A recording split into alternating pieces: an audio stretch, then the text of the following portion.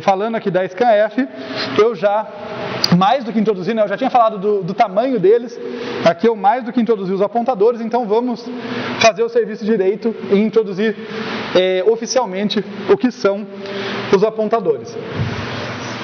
Bem, se tudo que eu vou acessar no computador, eu preciso saber onde está o endereço, é natural que eu queira, em algumas situações, manipular esses endereços, guardar, fazer conta em cima e coisas do tipo. Então o apontador nada mais é do que uma variável que guarda endereço. Tá? O tipo dele é ser apontador. É por isso que esse cara aqui, né, esse apontador, que o tipo dele é um apontador de char, tem o mesmo tamanho do apontador de inteiro, porque o que ele tem é a memória necessária para guardar o endereço, que eu estou dizendo aqui que são 32 bits, no caso geral de arquiteturas modernas são 64, mas isso é mais um detalhe técnico. E peraí, deixa eu lembrar qual era o próximo comentário que eu me perdi aqui. Tá, então aqui eu tinha só colocado eles dessa forma, deixa eu fazer aqui em cima algo um pouco mais interessante. Então vamos dizer que aqui eu tenho um char P1, tá? O jeito que eu leio isso é que P1 é um apontador de caractere. Eu posso ter aqui um int P2 e curiosamente eu posso pôr na mesma linha pela sintaxe em C um i aqui, mas o jeito que eu leio isso aqui, tá, é que P2 é um ponteiro de inteiros, é um apontador de inteiros, e é um inteiro, tá? Esse asterisco a gente associa ao cara mais próximo. Tá? Então, na mesma linha eu estou declarando um inteiro e um apontador de inteiros, ali em cima eu estou declarando um apontador de char. Isso quer dizer que ao P1 está associado um espaço, no meu caso de 4 bytes, ao P2 está associado um outro espaço de 4 bytes, ao I também está associado um outro espaço de 4 bytes, e no entanto, todos eles são distintos. Tá? Vamos parar e apreciar isso por um instante. De novo, coisas que parecem óbvias, mas que é importante a gente criar uma base sólida aqui para construir em cima. Que o I é diferente do P1 e do P2, eu acho que não deve ser bem claro para vocês. Né? Embora sejam 4 bytes, eu vou interpretar isso aqui como sendo um inteiro. Eu vou ler aqueles bits, né, os 32 bits, e interpretar aquilo como um valor inteiro, que pode ser positivo ou negativo. Existe o unsigned, por exemplo, que é um tipo inteiro não negativo. Daí eu interpreto de uma maneira um pouquinho diferente, porque todos os bits vão ser interpretados para compor um número não negativo. Tá? Quando eu venho para o P1 e para o P2, de certa forma eu estou interpretando eles também como armazenando números não negativos, porque são os endereços. Tá? Então eles são quase iguais. Os dois são apontadores, vamos dizer assim, entre aspas, tá? O tipo principal deles é o mesmo. Os dois são apontadores, os dois têm 32 bits e os dois interpretam esses bits como sendo um inteiro não negativo que vai endereçar uma posição de memória. Por que eu digo que eles são quase iguais? Porque se eu falo para fazer, a gente já vai ver como fazer isso na linguagem, mas se eu falo para atribuir um valor para o P1, ou se eu falo para atribuir um valor para o P2, o fato de que esse aqui é um inteiro e que esse aqui é um char, significa que o programa ele consegue reclamar comigo se eu estiver mandando atribuir a coisa errada. Então, imagina que eu pego um cara que tem 4 bytes e falo, olha, o cara para o qual o P1 aponta, né, que ele aponta, a princípio ele aponta para um char, coloca esse cara lá. O programa pode reclamar comigo e falar, peraí, você está tentando colocar 4 bytes num cara que só aponta para 1. Note que não tem nada de errado com o endereço, tá? Mas o programa sabe que, olha, a princípio, se você não fez nenhuma bobagem, esse endereço devia estar apontando para 1 byte alocado, não para 4. Então não tente colocar 4 lá. Em C é muito permissivo. C vai deixar, ele vai te dar um aviso, mas ele vai deixar. Tá? Então saibam se vocês estão fazendo bobagem. Mas é nesse sentido que os dois tipos são quase iguais, tá? Mas eles têm uma informação secundária ali que ainda os diferencia um pouquinho. Ficou claro isso? Tudo bem? Eu sei que no caso se fosse int e unsigned int, porque aí já estão dentro do meu site. Não teria problema com não teria problema com o número de bytes, mas ele ainda ia reclamar, ele ia te dar um warning, provavelmente, nos dois casos. Vai ser realmente muito permissível. Ele vai dizer, espero que você saiba o que está fazendo. Mas ele provavelmente vai te dar um warning dizendo que você está tentando atribuir uma coisa, um tipo equivocado para lá.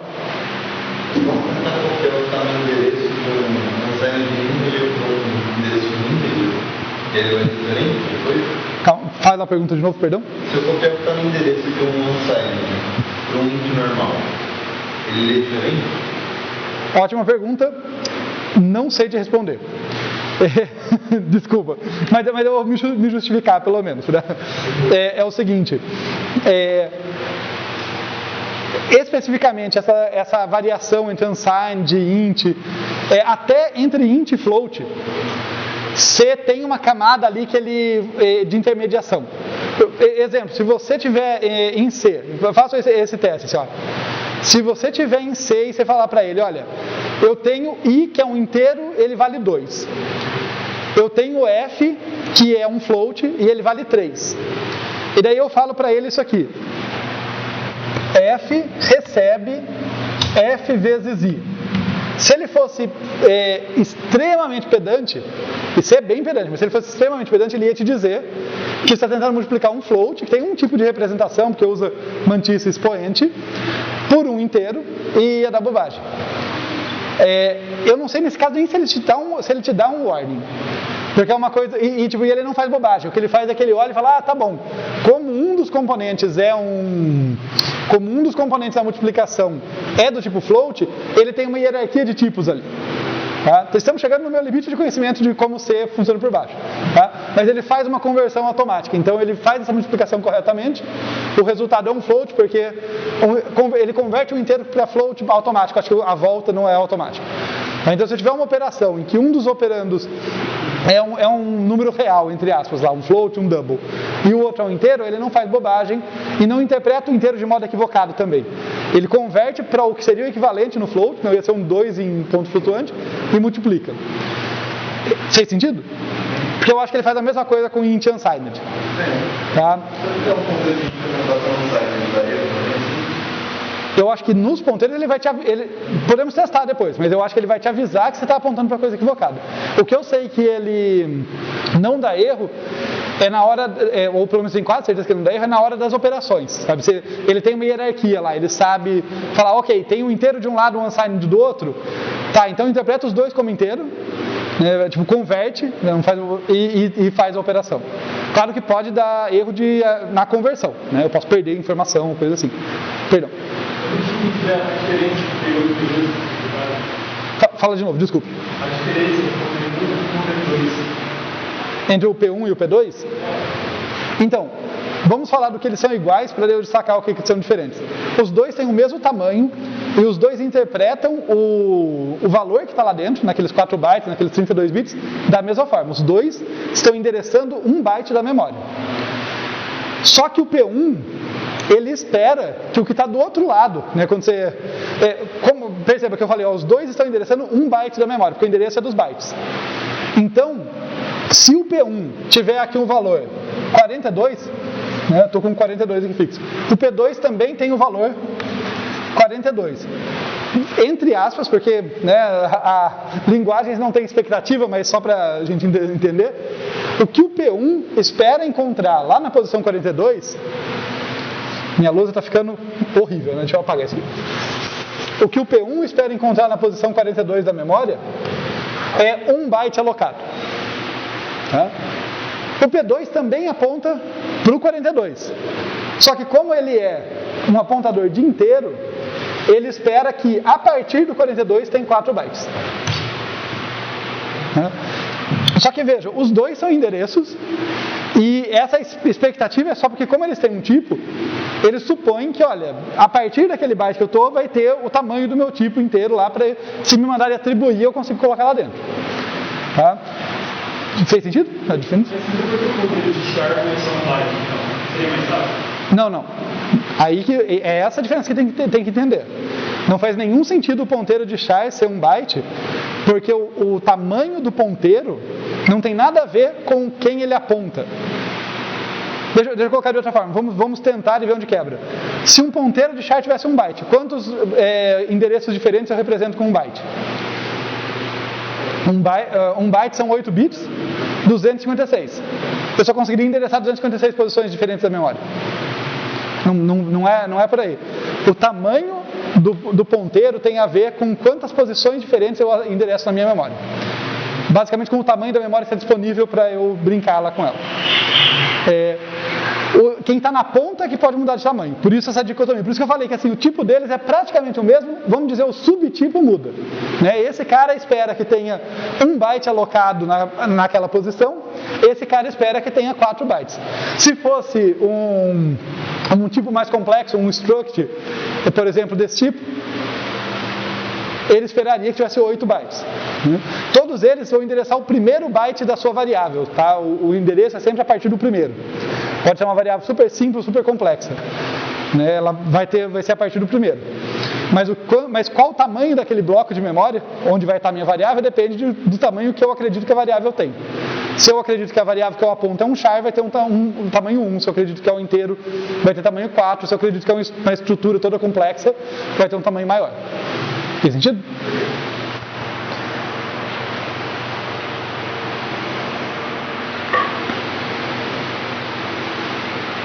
Tá legal. Então, só para frisar, até porque a gente vai passar por isso, vai passar por isso no código, né? Eu espero.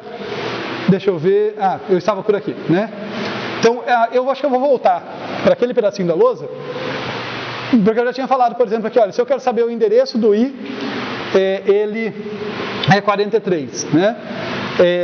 E se eu tenho uma variável apontador, um p, por exemplo, ele pode receber esse endereço do i. Agora está guardado nessa variável p um endereço, tá? Então eu sabia, entre aspas, eu tinha dito, né, que olha, o endereço onde o i está é na posição 43, que eu estava brincando com isso aqui, supondo aquele i ali que eu tinha declarado. Agora esse p, tá, que é o do tipo apontador, ele está guardando o número 43, ele está guardando o endereço do i lá dentro. Só que eu posso querer fazer a operação no sentido inverso, né? Aqui eu peguei a variável i e coloquei e disse qual era o valor dela, né? Vamos fazer o seguinte aqui, olha, se eu disser que i é igual a 5, o que isso aqui significa? Quer colocar outra cor de novo para a gente não se perder. Se eu disse que, olha, que i é igual a 5, quer dizer que eu vou vir aqui e vou guardar o 5 aqui dentro. Claro que seria em binário, mas vamos dizer que eu usei os bytes lá e guardei 0005, né, em binário. Mas, beleza? Então, essa atribuição aqui causou aquilo. Quando eu falo que P recebe E comercial I, o que eu estou dizendo é que o meu P... Cadê meu giz branco? Aqui. O que eu estou dizendo é que o meu P... Vou colocar ele aqui. Que está associado aos 4 bytes dele lá, agora tem dentro dele o valor... Opa, é 43, né? Errei aqui. O valor 43, que eu gosto de representar, já falei para vocês, como uma setinha saindo daqui e chegando lá na memória do i. Tá? Só que se eu chegar aqui, então, agora que ele tem isso, e falar asterisco P recebe 3, o que eu estou fazendo, o que esse asterisco aqui faz, é o inverso do E comercial. Enquanto o E comercial me diz qual o endereço da variável ao qual ele está associado, esse asterisco ele fala, siga o endereço que está contido nesse apontador, e daí você mexe com ele lá dentro. Então, se eu seguir o endereço que está contido, se eu pegar o P, tem o valor 43, eu for para a variável 43. Eu estou olhando para essa posição de memória. Quando eu falo para atribuir 3, vamos mudar a cor.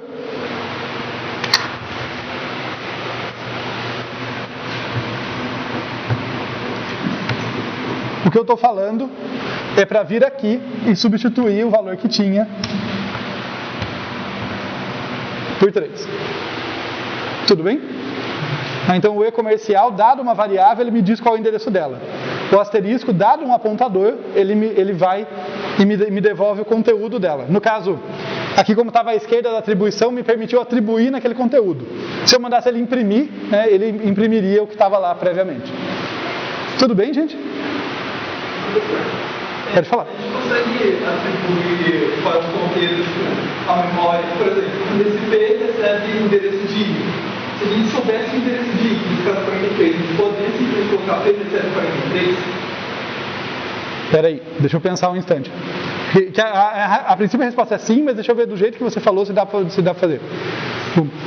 Você falou, se eu sei que o... Sim, não, perfeito. Sim, você consegue. Tipo, de fato é isso que a gente faz. Quando eu estou fazendo isso aqui, quando eu falo, olha, P recebe endereço de I, o que eu estou fazendo literalmente, essa expressão ela vai se resolver, vai me devolver o inteiro, eu posso imprimir esse valor, por exemplo. E daí quando eu falo P recebe isso aqui, ele não está recebendo algo mais especial do que um número, ele está recebendo o número. É o 43, é isso que ele está recebendo mesmo. Tá? Então se eu, sei lá, coloco um intermediário, só para destacar isso, eu falo assim, pega o endereço de I, imprime na tela, guarda numa variável auxiliar e depois coloca no P. É isso que eu estou fazendo, eu estou colocando o valor lá. Tudo bem? A minha lousa ficou mais bagunçada do que eu gostaria. Então eu acho que ela está precisando de um checkpoint aqui. Deixa eu ver.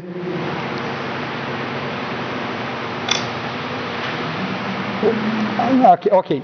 Deixa eu apagar isso aqui. Eu acho que quando chega num certo nível de bagunça é melhor eu desistir dela e começar a reorganizar. E a gente vai ter algo particularmente interessante para ver agora. Eu falei agora há pouco da scanf, tentando explicar para vocês por que precisa passar o e-comercial e tal. Agora eu quero falar para vocês de uma função que muitas vezes a gente implementa porque facilita a vida modularizar o código nela, que é a função de troca entre dois elementos. E é interessante ver como é fácil dar errado essa troca, como é fácil fazer uma troca equivocada, tá? Isso, acho que é muito importante que vocês consigam entender o que vai estar errado nisso que eu vou mostrar para vocês agora, tá? Então, exatamente. Ó, vamos ver aqui a void troca com erro.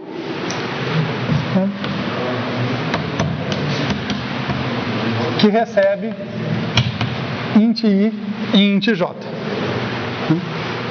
Eu vou ter aqui uma variável auxiliar, aux, e como que a minha troca vai funcionar? Ela vai falar, olha, aux recebe i, são todos inteiros, né? Então vai falar aux recebe i recebe j, e j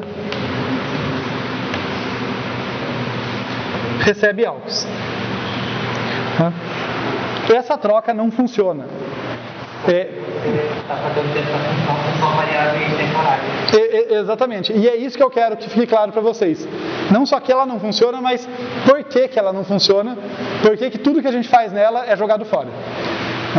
Então, num desenho rápido para a gente ter clareza disso aqui, imagina que eu tenho o valor x aqui, que vale 5, o valor y, que vale 3. Então eu tenho duas variáveis aqui, e para deixar claro, isso aqui não está no código, tá? Então o código da função é só isso aqui. Aí eu tenho isso aqui, eu tenho essas duas variáveis no meu código, e eu chamo a troca. Então eu vou chamar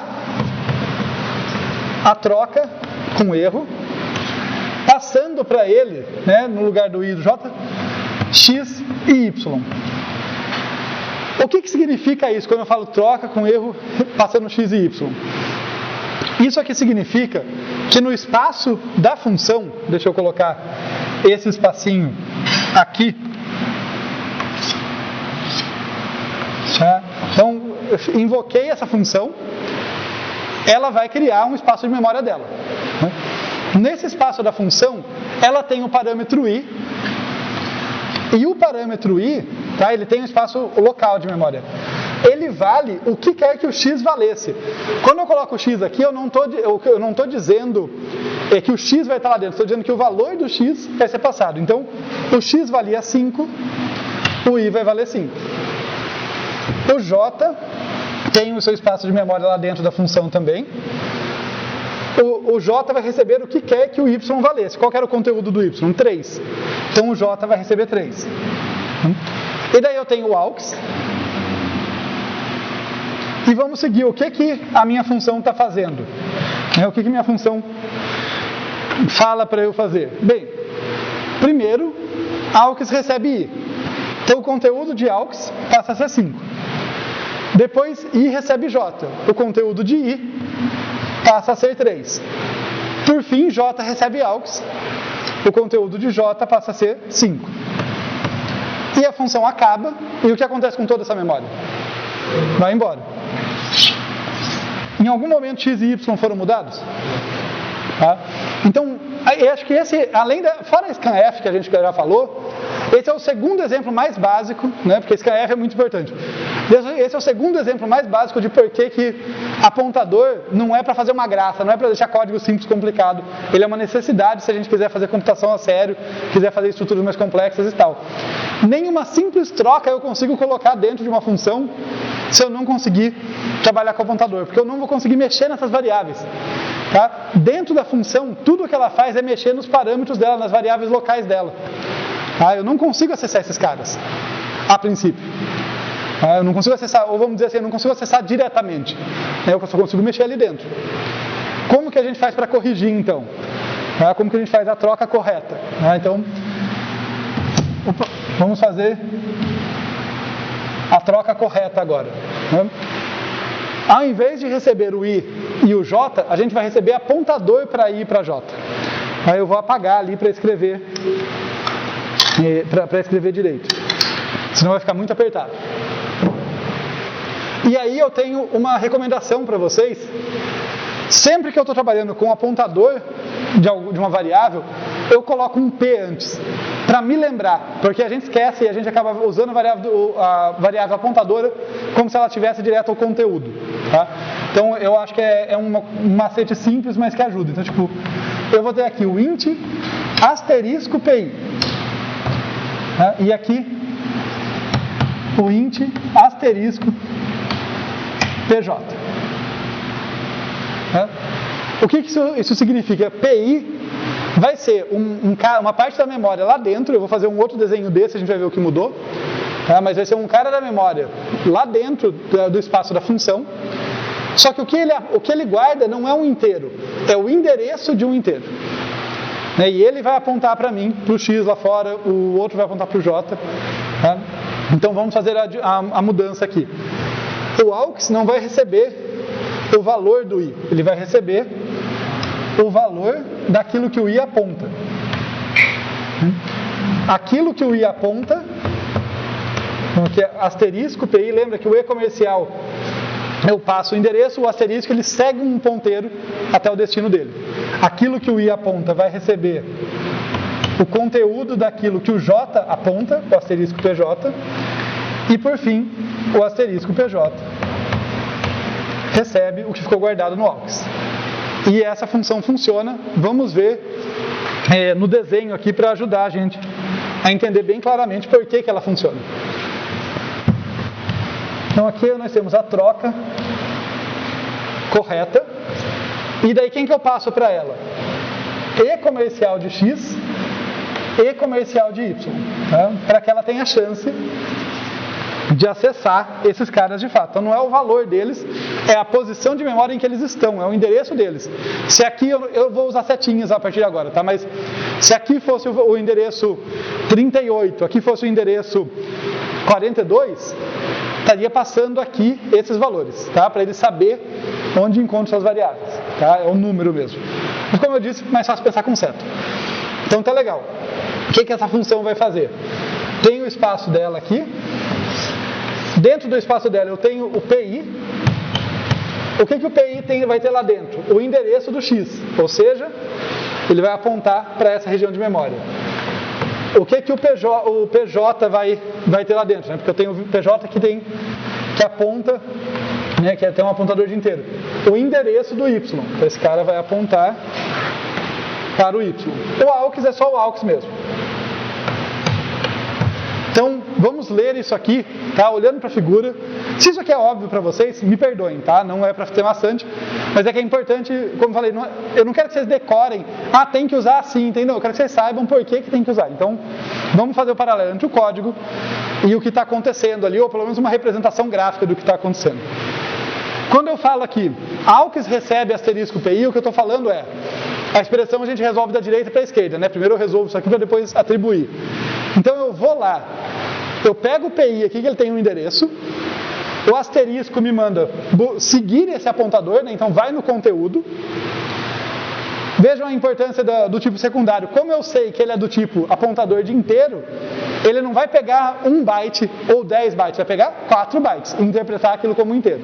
Então ele pega o que está aqui, né, nos 4 bytes, que é o valor 5, e guarda no AUX. Então depois dessa primeira instrução, o AUX tem o valor 5.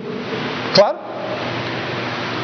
Na sequência, ele vai fazer algo muito parecido com o PJ, né? Ele vai pegar aqui o endereço que o PJ aponta, vai chegar lá, né? Porque o asterisco que está mandando eu seguir o endereço, e vai pegar o valor.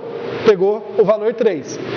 E daí ele segue o endereço do PI de novo, vem para cá, só que dessa vez para atribuir. Então ele sabe, olha, eu devo atribuir nesse endereço que eu estou apontando aqui, que eu encontrei.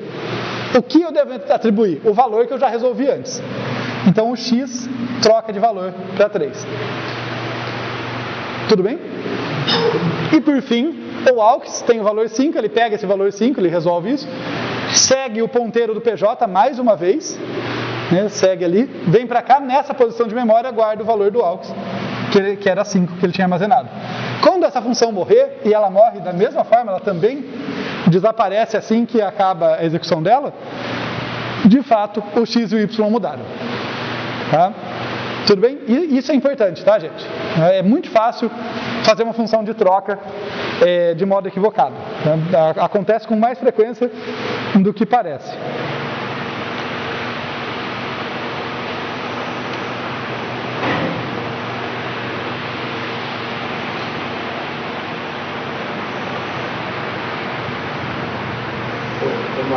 Pode falar. Aí os parâmetros têm que enviar para o comercial.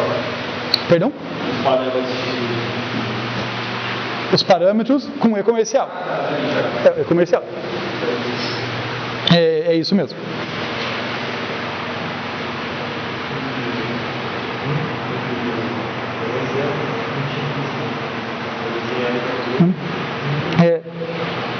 Eu vou passar batido aqui por um detalhe, que apontadores e vetores em C são intercambiáveis. Mas eu acho que essa aula está... eu estou demorando mais para avançar nos conteúdos do que eu esperava, e a próxima acho que vai acontecer o contrário. Então na próxima acho que a gente vai ter oportunidade de ver essa relação. Por enquanto, só para deixar no ar, assim, apontador e vetor em C são praticamente sinônimos. Tá? Para quase todos os efeitos eles vão ser sinônimos. A gente vai abordar isso um pouquinho melhor depois. Mas falando em vetores, né, não vou entrar em todos esses detalhes, mas falando em vetores, eu acabei de mostrar para vocês um uso bastante importante de apontador. Né? Vejam que é a mesma questão, tá? Isso aqui, na troca certa, é a mesma questão no scanf. Eu não consigo devolver valores se eu não trabalhar com apontador, porque apontador é a ferramenta que me permite jogar informação para uma área de memória fora da área da minha função, que vai desaparecer. Tá? A exceção para isso é o return, só que o return é limitado, né? O return me permite devolver um valor. Tá? Para uma troca, por exemplo, não é fácil. Daria para implementar um scanf que devolve um valor? Até daria, mas a scanf é mais sofisticada que isso. Eu posso pedir para ela ler uma expressão mais complexa e já pegar vários valores de uma vez só. Então, em várias situações que eu preciso devolver valores, o return não é suficiente. Um parâmetro, que é um apontador, vai me permitir fazer isso. Tá claro? Só que uma outra coisa que é muito importante para apontador, usar apontador para além disso, nas funções e tal, é que se eu tiver tipos mais complexos, tá? Tipos objetos maiores, é muito ineficiente se eu quiser passar eles por parâmetro e não por referência, né? Passar eles sem usar um apontador. Imaginem que eu aloque, e isso vai remeter a conversas anteriores nossas sobre eficiência de tempo e de espaço de algoritmos que a gente viu. Imagina que eu aloquei um vetor com 1 bilhão de posições. Aí eu peguei meus dados, coloquei nesse vetor. E eu vou passar para uma função que vai fazer uma busca em cima desse vetor. Vocês concordam que alocar um negócio de tamanho 1 bilhão não é trivial, né? Alocar esse blocão, preencher ele, né? vai gastar tempo linear só para eu preencher esse cara e vai gastar muita memória também. Parece razoável que se eu quero fazer uma busca nesse vetor, eu passe o vetor como parâmetro, quer dizer, eu pego aquele blocão de 1 milhão de memória e falo, função que faz busca, copia esse cara para você e opera sobre ele. Não parece razoável, né? Notem que só não parece razoável porque é um bloco grandão, porque fora isso é o que a gente faz, né? O parâmetro é sempre algo que eu estou copiando para dentro, né? Se eu quiser só fazer uma conta, vamos supor que se não fosse uma troca, fosse uma funçãozinha que faz a média, eu dou 2 valores para ela, ela me devolve a média. Não precisa passar por apontador, né? A funçãozinha recebe lá int a, int i, int j nos parâmetros. Ela vai copiar para as variáveis locais dela o valor que você deu, que você passou ali para o i e para o j. Vai somar, dividir por 2 e dar o return. E não vai ser particularmente ineficiente, porque são 2 inteiros. Né? Essa cópia custa muito pouco. Agora, um vetor de tamanho 1 bilhão escalou. A coisa fica ineficiente pela escala. Está claro isso? Sempre que eu estou trabalhando com função, eu estou tendo que copiar alguma coisa para ela. Porque senão ela não consegue operar, né? Ela não tem as informações nas variáveis locais dela. No entanto, coisas grandes eu não quero fazer isso. Qual que é a alternativa? Passar por apontador. Então, se eu quero operar sobre um vetor gigante, fazer uma busca nele, eu não preciso fazer uma cópia dele. Minha função não vai ter um vetor local ali. Ele vai ter um apontador para o vetor original. E daí eu opero sobre ele. Beleza? A ideia é essa. Acontece, e aí que causa alguma confusão, que quando eu quero passar um vetor por referência, eu não preciso colocar o e-comercial. Isso costuma causar uma confusão razoável na cabeça das pessoas. Se eu tiver uma funçãozinha que eu recebo ali um certo vetor, imagina que eu tenho aqui, sei lá, vou declarar estaticamente, assim, um int v3. Quer dizer, eu estou declarando um vetor que tem 3 posições. Se eu tiver uma função aqui, sei lá, busca, e eu quiser passar esse vetor para essa função, eu só faço isso. Mas, sei lá, busca v e o valor 2. Tá? Não vou implementar essa função, é só para a gente imaginar a assinatura. Imagine que essa funçãozinha pega esse vetor v e pega o valor 2 e vai buscar para ver se tem o 2 no vetor v. Aqui está faltando o tamanho, né? O tamanho eu precisaria passar. Então, vamos passar aqui 3 e 2. Tá? Então, aqui é o vetor v, aqui é o tamanho, aqui é o elemento que eu quero buscar. Notem que eu não coloquei e-comercial aqui. E isso não está errado. Tá? Esse é um ponto, como eu falei, na próxima aula, eu quero falar de outras coisas com vocês, mostrar código. Na próxima aula a gente vai falar de outros assuntos, mas a gente volta em vetores, vai ter oportunidade para isso. Mas só para não passar totalmente em branco, que eu vou precisar dessa informação, eu não estou passando o V com e-comercial, no entanto, eu estou passando o endereço do V. Tá? Isso aqui não significa copie o V aí dentro. Tudo bem? Só essa informação por enquanto. Pode perguntar. No seu exemplo lá do vetor de 1 milhão de elementos, você mencionou que não dá para copiar tudo isso porque é ineficiente. Mas você tem, ele pode passar o vetor qual não é a referência do... Passar o vetor por parâmetro? Então, em C, eu nem consigo fazer isso, justamente porque o nome do vetor é o apontador para a primeira posição dele. Perceba, o que seria passar ele por parâmetro? Seria eu passar o objeto. Falar assim, olha, igual quando eu passo um inteiro por parâmetro, eu copio o conteúdo desse inteiro. É isso que é passar por parâmetro. O nome do vetor já é o endereço. Quando eu passo V, quando eu passo, né, numa assinatura assim, eu estou passando V ali na busca. O que eu estou passando é o endereço da primeira posição dele. É convenção de linguagem, é um fato. Depois a gente vai ver experimentos, tudo, mas é isso. Eu não estou falando, V não significa o bloco inteiro.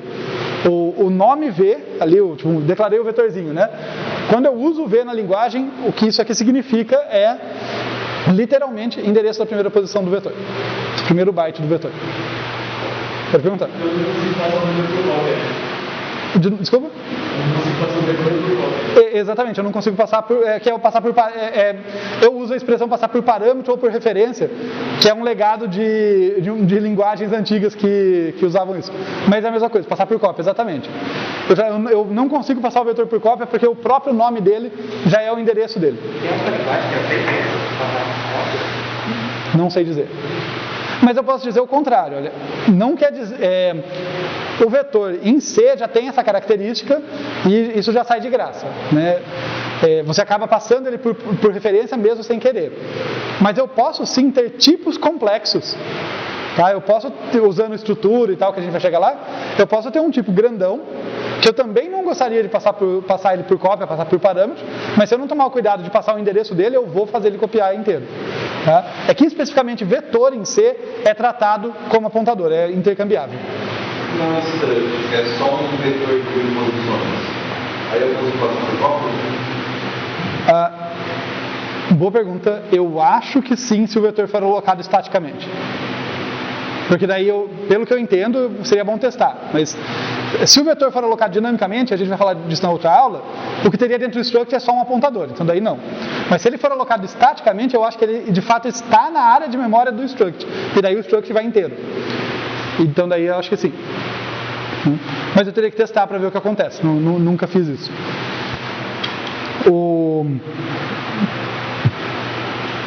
Só um instante, gente, deixa eu ver.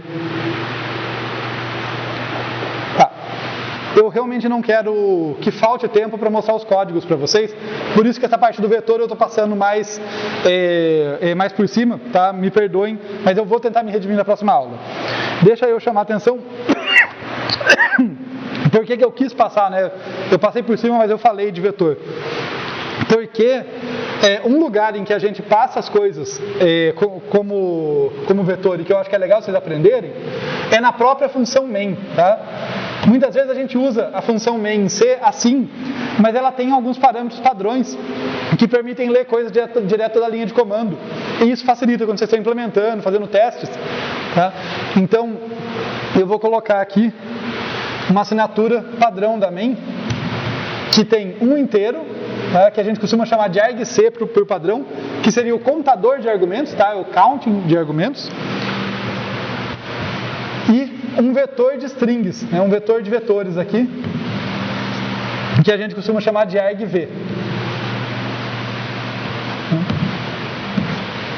Só para deixar claro, quando eu digo que apontador e vetor em C é intercambiável, eu posso reescrever isso aqui, isso aqui tá fácil para ler, né? Ó, argv é um vetor desse tipo aqui, que são apontadores de caractere. Tudo bem? Perdão? Esse arquivo também aparece como APS, às vezes.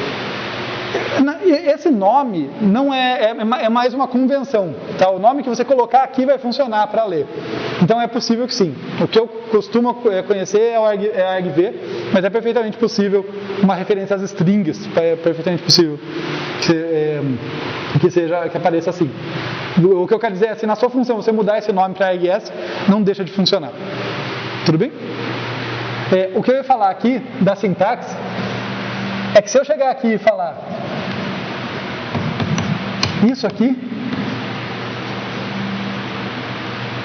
é um sinônimo, tá? Quando a gente lê isso aqui, olha, argv é um vetor de apontador de char. Aqui eu estou lendo que argv é um apontador de char. Como apontador e vetor em C são intercambiáveis, é a mesma coisa para todos os efeitos, para os efeitos práticos. Mas vamos usar essa aqui por enquanto, que é mais claro. Imaginem que eu faço, tá? Eu fiz essa assinatura da main. Imagina que isso aqui está dentro de um executável meu e que eu chamei esse executável da seguinte forma, para ficar mais palpável para vocês. Eu chamei esse executável aqui como barra, vamos dizer, entrada, que é o nome que eu usei aqui, não lembro porquê. e eu coloquei entrada 10. Então essa foi a minha linha de comando, tá? Ponto barra entrada 10. Quando eu chegar aqui na main, o valor argc vai estar preenchido com o número de parâmetros o argc vai estar preenchido com o número de parâmetros que eu tenho na minha linha de comando. No caso aqui eu tenho 2 parâmetros, o próprio nome e o 10. Então o argc vai ser 2. Quando eu olhar para esse vetor de vetores, o que eu vou ter é que argv vai ser um vetorzinho, eu vou colocar na vertical porque me convém aqui, tá? Mas é nada diferente do vetor na horizontal. Um vetorzinho com 2 posições, as posições 0 e 1 aqui, né? Já afinal ele tem tamanho 2, então ele vai ser um vetorzinho. Deixa eu melhorar esse desenho, perdão. Vou colocar assim.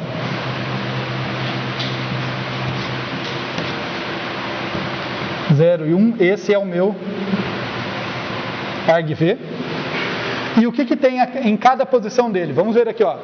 Argv é um vetor de apontador de char. Então ele vai ter um apontador aqui, saindo para uma certa string, e isso aqui saindo para outra string. Apontador de char em C, quando a gente vê isso, a gente pensa numa string, né, que é um vetorzinho de caracteres. Deixa eu só pegar um outro giz, que aquele estava muito curto. O que eu vou ter armazenado nessa primeira posição, no argv0?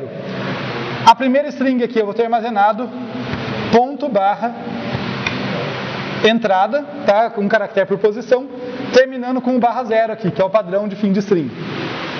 O que eu vou ter armazenado na segunda posição?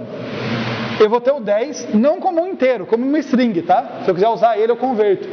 Mas o que eu vou receber aqui é o 10 como uma string terminado com barra 0. Né? Então, se vocês quiserem fazer um programinha que vocês já passam na própria linha de comando parâmetros para ele, é assim que vocês pegam. Vocês leem o argc e verificam, passaram os parâmetros na linha de comando? Se o argc for 1, não passaram, né? 1 quer dizer que só tem a chamada do seu programa. Mas se for maior do que 1, quer dizer que passaram as outras coisas que vocês queriam. E daí vocês vêm aqui no argv, na posição correspondente, e pegam o valor que interessa. Tudo bem? Uma última coisa que eu quero desenhar para vocês, antes da gente ir ir olhar códigos especificamente.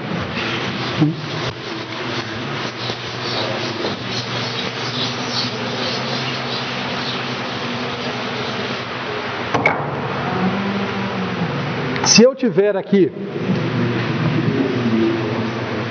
por exemplo, uma struct, que eu vou colocar aqui 3 inteiros dentro.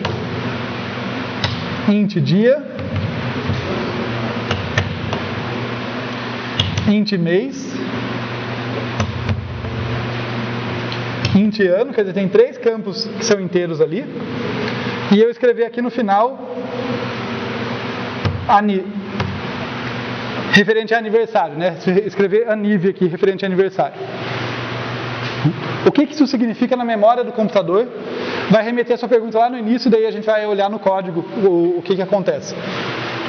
Desse jeito, tudo que eu estou dizendo é, crie uma variável chamada aniv, quer dizer que quando eu usar o nome aniv eu vou para a primeira posição, né, para o endereço da primeira posição dessa variável, e essa variável tem esses 3 campos inteiros lá dentro. Se eu for pensar como isso aí está de fato na memória, se eu tenho 3 inteiros, eu vou ter um bloco de memória aqui, muito sem graça, né? Com 4 bytes. Seguidos de outros 4 bytes. Seguidos de outros 4 bytes. Né? Como eu falei, muito sem graça, né? Se eu mostrar isso para vocês, falar, olha, isso aqui é o aniv. Quando eu mandei alocar ele, surgiu isso aqui. De fato, na memória do computador é isso, porque a memória é sequencial, né? Então, se os caras estão um depois do outro, é um depois do outro assim. Como nós somos seres humanos, normalmente quando eu vou olhar para um struct, embora isso esteja correto, eu vou fazer algo assim. Faz uma caixinha. Aqui está o nome, como todo aniv, e ele tem 3 campos lá dentro. Campo dia, que cabe um inteiro dentro.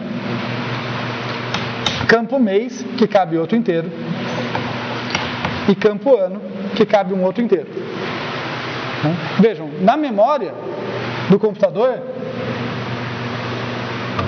a NIV é o endereço desse primeiro byte, né, desse blocão. Os primeiros 4 bytes correspondem ao campo dia, os próximos 4 bytes correspondem ao campo mês, os últimos 4 bytes correspondem ao campo ano. Beleza? Mas fica muito mais mnemônico isso aqui, certo? Notem que isso aqui é só uma variável, tá? Eu não estou em nenhum momento aqui declarando um tipo de estrutura, tá? Nenhum tipo geral, nenhum tipo de estrutura. A gente vai ver como faz isso. Mas de fato aqui tudo que eu estou fazendo é declarando uma variável, a NIV, que é organizada dessa forma, tá? Então a NIV me permite acessar diretamente esse cara. É uma variável que acessa essa região da memória aqui, que a gente sabe que no fundo são 4 bytes, são 4 inteiros, né? 12 bytes sequenciais ali na memória que eu interpreto como tendo esses campos.